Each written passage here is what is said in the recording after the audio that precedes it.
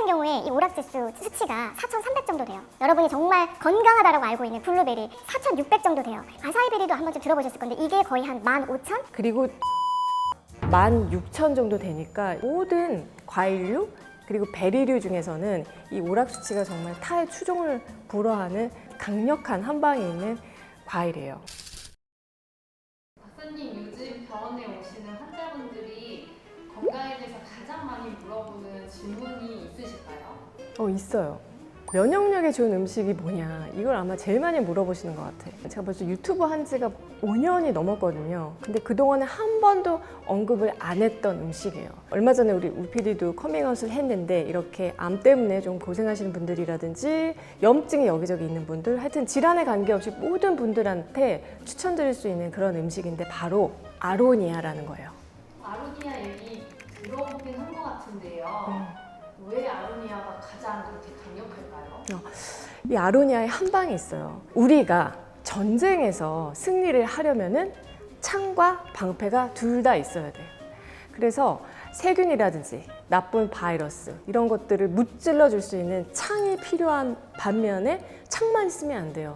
스스로를 보호할 수 있는 그런 방패도 같이 있어야 되거든요. 그 피디님 스트레스 요즘 받아요? 너무 많이 받아요. 너무 많이 받아. 큰일인데. 스트레스가 우리 건강에 안 좋다는 거 다 알고 있잖아요. 과한 스트레스가 건강에 안 좋지. 그런데 세포들도 스트레스를 엄청 받아요.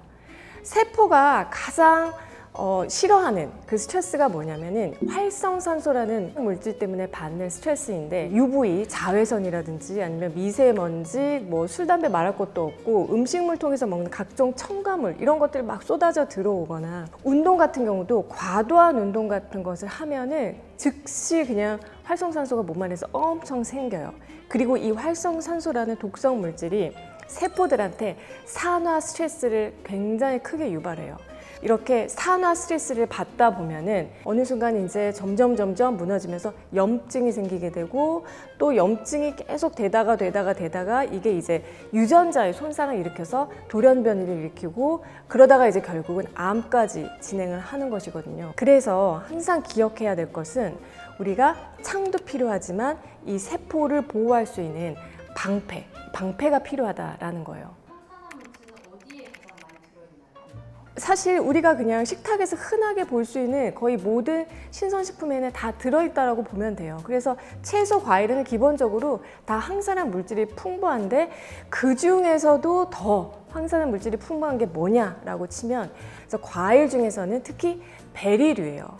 베리류가 뭐 시트러스, 그러니까 귤과 과일보다 훨씬 더 항산화 지수가 높은데 베리류가 종류가 많죠. 베리류 뭐 아는 거 있어요? 베리류가 그치, 블루베리, 뭐 딸기 이게 다 베리류고 아로니아도 베리류고 마사이베리 하여튼 종류가 되게 많은데 이 베리류 중에서도 항산화 지수가 가장 높은 게 바로 아로니아라는 거예요. 이 항산화력, 그러니까 활성산소를 무력화시키고 중화시키는 그 정도, 그 능력, 그것을 수치화해서 나타난 것을 오락이라고 해요. 이 아로니아는 오락 수치가 거의 10,000단위를 넘어가거든요. 근데 아마 이렇게 그냥 말씀드리면 감이 잘 안 올 거예요. 그래서 한번 비교를 해보면 딸기 같은 경우에 이 오락 지수 수치가 4,300 정도 돼요.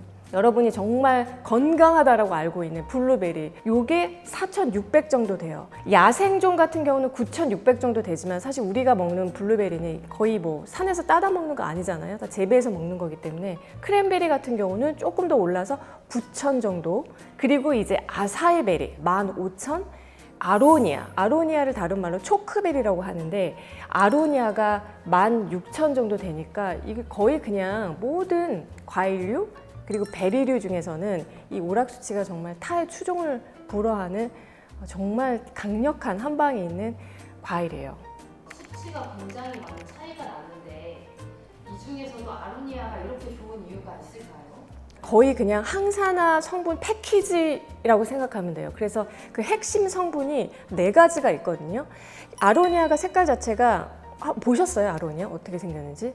블루베리처럼 알알이 알갱인데 되게 보라색이고, 그런데 이 보라색 색소 성분이 바로 안토시아닌이라고 하는 파이토케미컬이죠. 그래서 핵심 성분 4가지가 뭐냐면 안토시아닌, 그리고 프로안토시아니딘, 클로로겐산, 그리고 케르세틴, 요 4가지의 이 성분이 거의 항산화 패키지처럼 딱 들어있는 선물 세트가 바로 아로니아예요. 그래서 그 보라색을 띠는 색소 성분, 그 파이토케미컬이 암 중에서도 특히 대장암, 간암, 그리고 유방암에 대해서 암세포의 증식을 억제한다라는 연구 보고들이 있는데, 아로니아 그 추출물 자체를 먹었을 때는 어땠을까 또 봤더니 연구 결과들을 살펴보면은 이 암세포의 그 세포 주기를 조절해서 세포 증식을 낮추고 항산화 효과가 강력한 만큼 어떻겠어요? 염증성 사이토카인, TNF-알파라든지 인터루킨-6, 뭐 CRP 같은 그런 염증 수치들이 낮아지는 그런 결과들이 보고되고 있고요.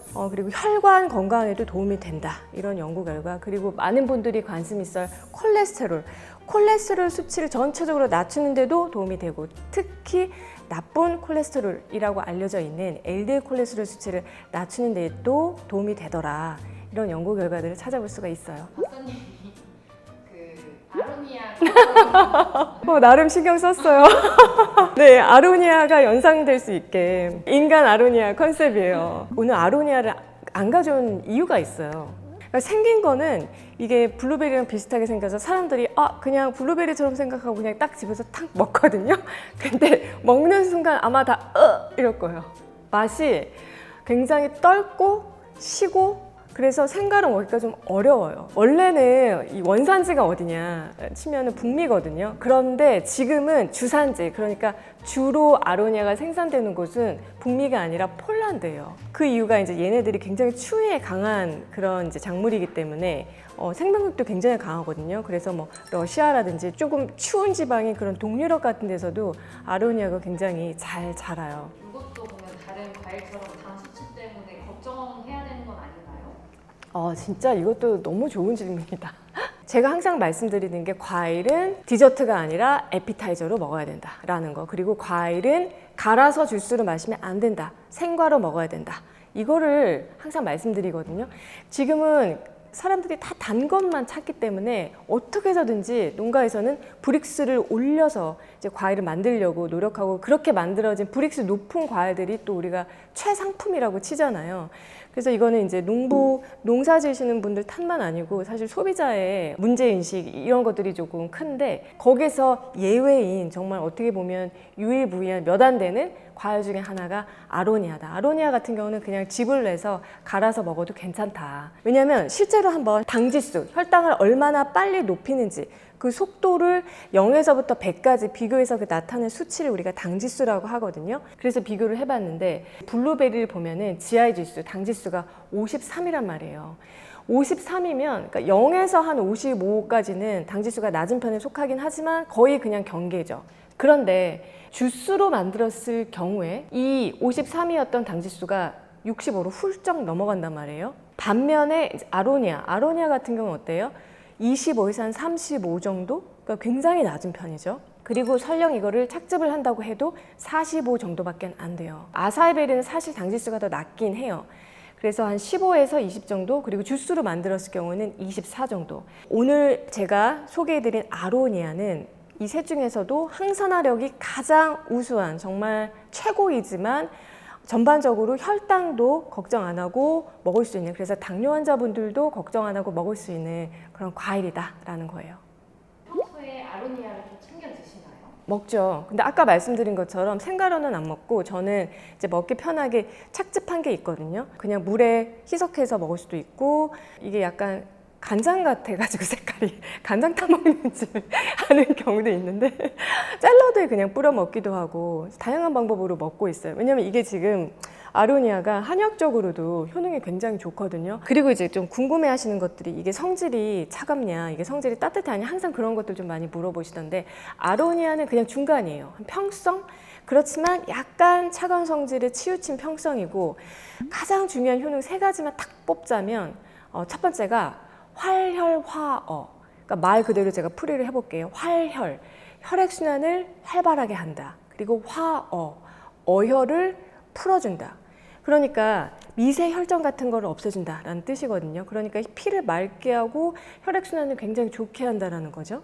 그리고 이제 두 번째가 양간명목이라는 효능인데, 양간, 간을 자양시켜서 간으로 가는 혈액을 많이 보충해서 명목, 눈을 밝게 한다라는 뜻이에요. 한의학적으로는 이 간하고 눈이 아주 밀접한 관계가 있거든요.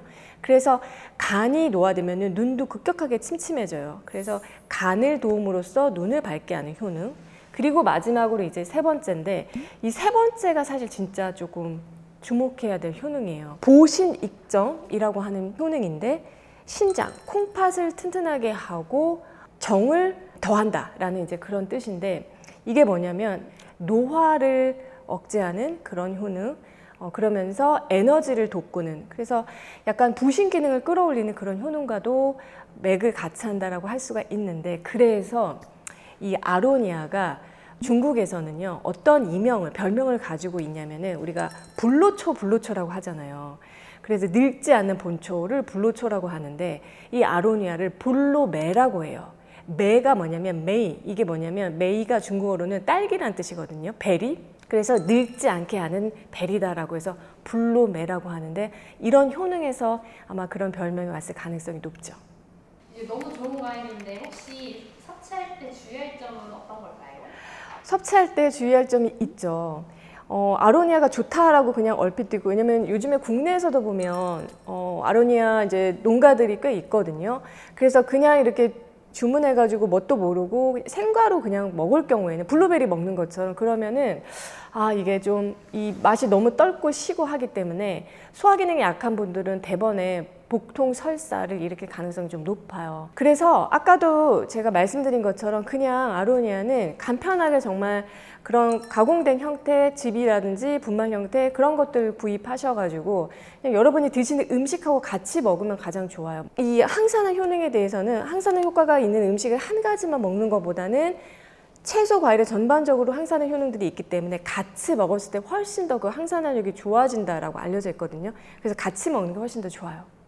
들어보니까 너무 좋은 과일인 것 같아서요. 드시는 제품도 궁금하긴 한데 나중에 알려주실 수 있으시죠? 네, 이거는 나중에 알려드릴게요. 박사님, 근데 이렇게 좋은 아로니아는 누구에게 특히 추천하고 싶으세요? 정세현의 라이프 연구소를 보고 있는 우리 가족분들, 우리 패밀리 여러분들이라면 진짜 누구에게나 다 좀 추천을 드리고 싶고요. 그래서 창도 중요하지만 우리 몸의 세포들을 보호할 수 있는 이 방패를, 슈퍼베리를 평소에 즐겨 섭취함으로써 우리가 염증과 암으로부터 멀어질 수 있는 이제 그런 건강한 몸이 됐으면 좋겠다 말씀드리고 싶습니다.